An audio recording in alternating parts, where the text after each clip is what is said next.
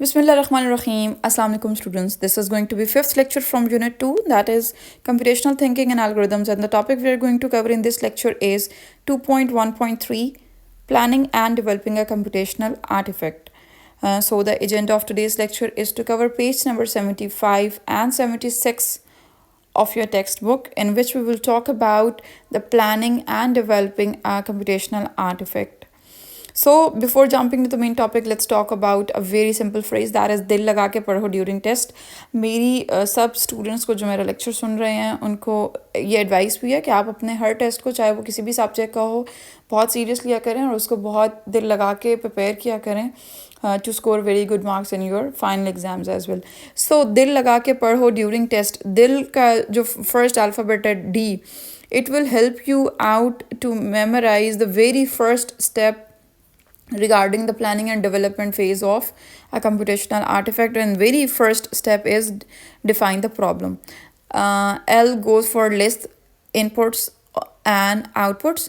पढ़ो का P जो है, it goes for the planning, and during का D will go for development, and T for test the algorithm. So this is the first step, second step, third step, fourth step, and fifth step regarding the planning and development of a computational artifact. If you guys don't know about what a artifact is, artifact क्या होता है, computational artifact क्या होता है, मैंने ये सब terminologies previous lectures में एक्सप्लेन कर चुकी हूँ. If you guys will be having any problem, I suggest must consult my previous lectures or videos to have a better understanding. So this is the entire summary of today's lecture. हम आज के lecture में यही cover करने जा रहे हैं कि जो भी कंप्यूटेशनल आर्टिफैक्ट है उसकी प्लानिंग में और उसकी डेवलपमेंट में कौन कौन से स्टेप्स इन्वॉल्व होते हैं. So we do have 5 steps. जो थर्ड स्टेप है उसके भी फर्दर 3 सब स्टेप्स हैं. So we are going to discuss all the steps in very detail. Okay, so very first one is, आप कोई भी कंप्यूटेशनल आर्टिफैक्ट जब भी आप उसकी प्लानिंग फेज़ में होंगे या उसकी डेवलपमेंट फेज़ में होंगे तो उसके जो जो स्टेप्स इन्वॉल्व होते हैं, the very first one is define the problem. सबसे पहले आप को क्लियर होना चाहिए बिल्कुल in very clear and concise terms and words. Concise का मतलब ये होता है कि briefly but very in very clear meanings, in very clear words. Okay, तो आपको बहुत क्लियर एंड प्रीसाइजली या कंसाइज वर्ड्स में क्लियर होना चाहिए कि what exactly the problem is you are going to solve, या कौन सी वो प्रॉब्लम है जिसके लिए आप एल्गोरिदम डिज़ाइन करने जा रहे हैं, एंड वो कौन सी प्रॉब्लम है एग्जैक्टली जिसके लिए आप कोई भी सिस्टम या सॉफ्टवेयर जो है वो डिज़ाइन करने जा रहे हैं या फिर डेवलप करने जा रहे हैं. ठीक है. And the second step is you have to list the inputs and outputs. List the inputs. अच्छा, ये इन्होंने जो हाईलाइट किया है, आई थिंक पर्पलिश पिंकिश में जो हाईलाइट किया है, लिस्ट द इनपुट्स, एक्चुअली इनको ये आगे फर्दर ना आउटपुट को भी करना चाहिए था, बिकॉज ये सिंपल हेडिंग ये नहीं है कि list the inputs. Heading basically ये है कि list the inputs and outputs. ठीक है, एंड एक्सपेक्टेड आउटपुट्स. और इन्होंने इनपुट्स को जो डिफ़ाइन किया वो ब्रैकेट में डिफ़ाइन किया कि what a input is. Basically inputs में वो सारी इन्फॉर्मेशन आएंगी जो कि नीडेड होती हैं to solve that particular problem which you are going to solve. ठीक है. और एक्सपेक्टेड आउटपुट में ये होगा कि what the algorithm will produce as a result. वो क्या रिज़ल्ट है जो वो एल्गोरिदम आपको एज अ रिज़ल्ट जो है वो प्रोवाइड करेगा. So that result comes under the category of outputs. So these are 2 steps and बहुत आसान से हैं, इसमें कोई rocket science नहीं है, कोई मुश्किल बात ऐसा नहीं थी. So moving next, we are having the third step of the planning and development of computational artifact, and the third one is planning. Planning में फर्दर हमारे पास 3 सब फेजेस उसकी आएंगी, जिसमें वेरी फर्स्ट वन तो ये है कि आप you have to outline the logic. कि देखें, एल्गोरिदम की कोई ना कोई लॉजिक होती है. मैं लॉजिक प्रीवियसली भी मैं अपने लेक्चर्स में 2 दफ़ा लॉजिक को एक्सप्लेन कर चुकी हूँ, एक वेरी फर्स्ट स्टेप चैप्टर में और एक आई थिंक प्रीवियस लेक्चर में भी मैंने लॉजिक को एक्सप्लेन किया था कि व्हाट अ लॉजिक इज़. तो एल्गोरिदम्स की हमेशा कोई ना कोई लॉजिक होती है. एल्गोरिदम्स हमेशा किसी न किसी लॉजिक पे वर्क कर रहे होते हैं. यहाँ पे उन्होंने ये कहा है कि आप ये करें कि प्रॉब्लम को डिवाइड करें into smaller and smaller sub problems, and then उन सब प्रॉब्लम्स को वन बाय वन आप सॉल्व करें to have the complete solution. ठीक है. The second one is you should choose the data structure. The third one is you should choose control structures. अब ये दोनों क्या है मैं आगे फर्दर लेक्चर्स में इसको एक्सप्लेन करती हूँ. आई थिंक लॉजिक का तो क्लियर हो गया. So second one was choose data structure.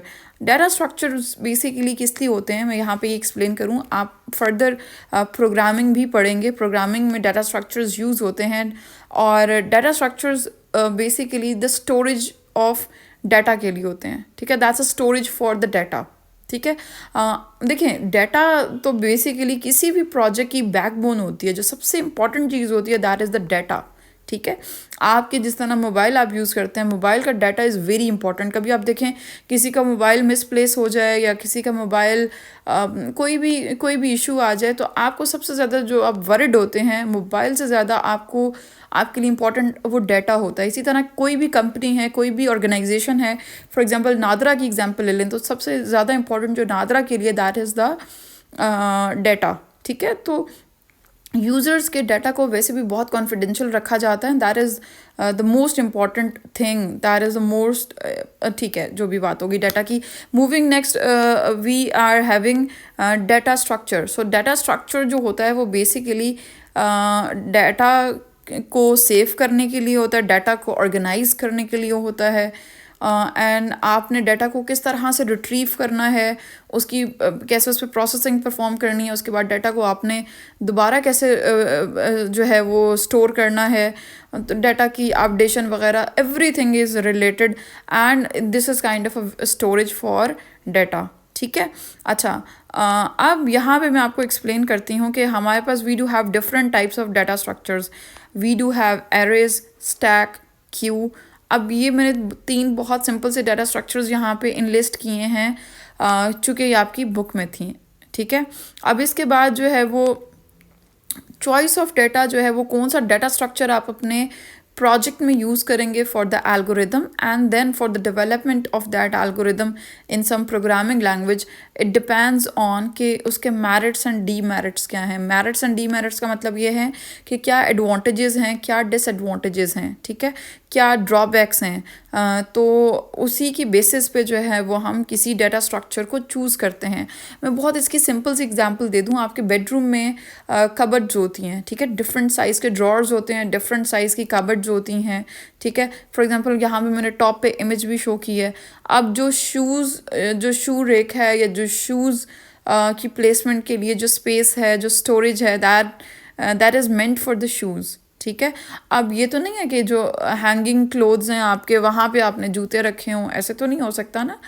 तो डिफरेंट आइटम्स के लिए हमारे बेडरूम में भी डिफरेंट स्टोरेज स्पेस होती है. ठीक है.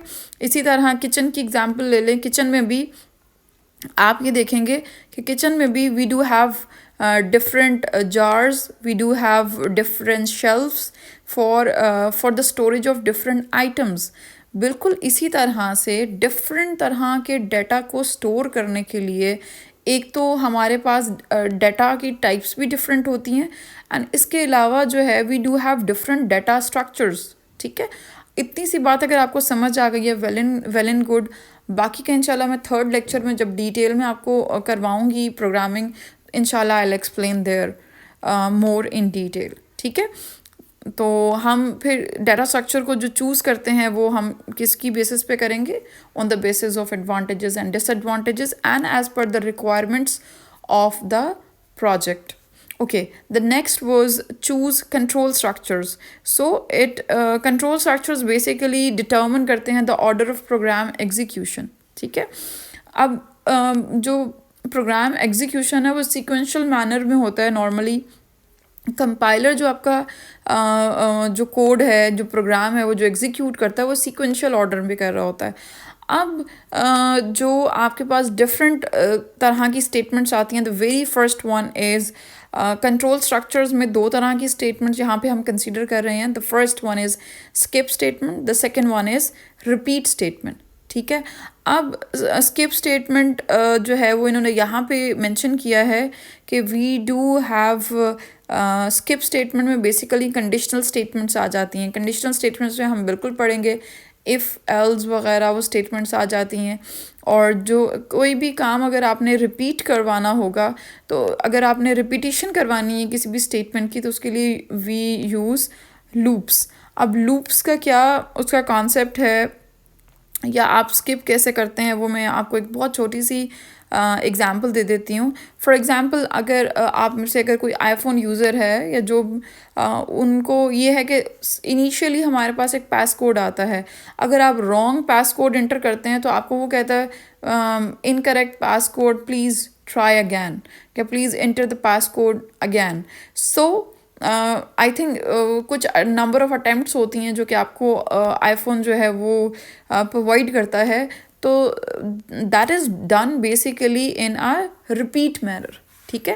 फॉर एग्जांपल, आप फेसबुक का अगर आप उसमें इंटर कर रहे हैं पासवर्ड, तो इनकरेक्ट पासवर्ड इंटर करते हैं आप किसी भी उसमें, चाहे जीमेल में इंटर करें, चाहे आप किसी और सोशल ऐप में करें, तो वो आपसे वो आपको क्या मैसेज देता है, incorrect, please enter the password again. So वो क्या हो रहा है, बेसिकली रिपीटेड मैनर में हो रहा है, ठीक है। एंड आई थिंक उसकी एक सर्टन नंबर ऑफ अटैम्प्ट्स होती हैं। सो दिस इज़ बेसिकली ये रिपीट का प्रोसीजर है कि अगर आपने किसी भी एक्शन को रिपीट कराना है, तो उसमें जो है वो हम कंडीशनल लूप्स कंडीशनल स्टेटमेंट्स का जो है वो यूज़ करते हैं। कि कंडीशनल स्टेटमेंट इस तरह यहाँ पे हो सकती है कि फॉर एग्जांपल, अगर यूज़र 4 टाइम्स इंटर कर चुका है या 3 टाइम्स इंटर कर चुका है, तो उसके बाद आईफोन में होता ये है कि नॉर्मली आईफोन जो है वो डिसेबल हो जाता है।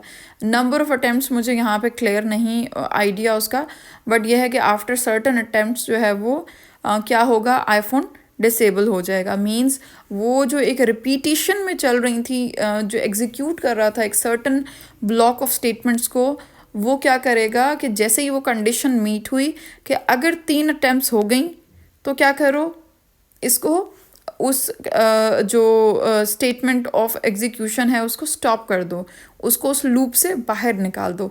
तो इसका मतलब ये है कि अगर आपने किसी से कोई भी अगर कोई नंबर ऑफ़ स्टेटमेंट्स अगर आपने रिपीट करवानी है, आपको रेपिटेशन चाहिए सेम स्टेटमेंट्स की, तो उसके लिए आप क्या करेंगे, उसके लिए जो लूप्स यूज़ करेंगे हम, ठीक है। और अगर आपने स्किप कराना है, तो उसके लिए आप क्या करेंगे, कंडीशनल स्टेटमेंट्स यूज़ करेंगे। I think this slide is very clear to you guys. Moving next, we are having the fourth step, that is the development step. इसमें उन्होंने क्या कहा है कि describe the steps needed to convert and manipulate the inputs to produce the outputs. So we have to यहाँ पे basically वो ये कह रहे हैं कि हमें उन स्टेप्स को डिस्क्राइब करना है, हमें उन स्टेप्स को कंसीडर करना है जो कि ज़रूरी हैं टू मैनिपुलेट द इनपुट्स, ठीक है, जो कि प्रोसेसिंग में हेल्प आउट करेंगे, जो कि बेसिकली लीड करेंगे towards the development of algorithm, ठीक है।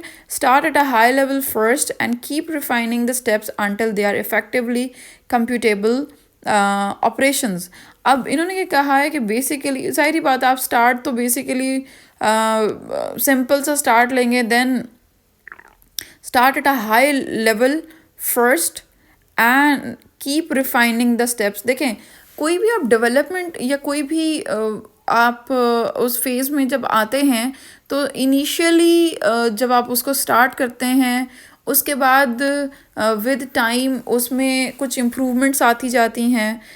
इफ़ेक्टिवली जो है वो आप उसमें जो भी ऑपरेशंस अप्लाई हो रहे होते हैं उनको कुछ ना कुछ इम्प्रूव करते हैं। एंड कंप्यूटेबल मतलब कंप्यूटेशनली जो भी ऑपरेशंस होते हैं उनको उनकी एफिशिएंसी को आप इन्हांस करने की कोशिश कर रहे होते हैं, ठीक है। And keep the process simplified and remember that the number of steps should be finite. कोई इनफाइनाइट नंबर ऑफ स्टेप्स नहीं होने चाहिए, वो तो इन्फिनिटली फिर कोई ना कोई लूप चलता रहेगा या कुछ भी होगा। फाइनाइट नंबर ऑफ स्टेप्स होने चाहिए और जो है एक ऑप्टिमल सोल्यूशन होना चाहिए, एक ऑप्टिमल प्रोसेस या सिंप्लीफाइड प्रोसेस होना चाहिए, ठीक है।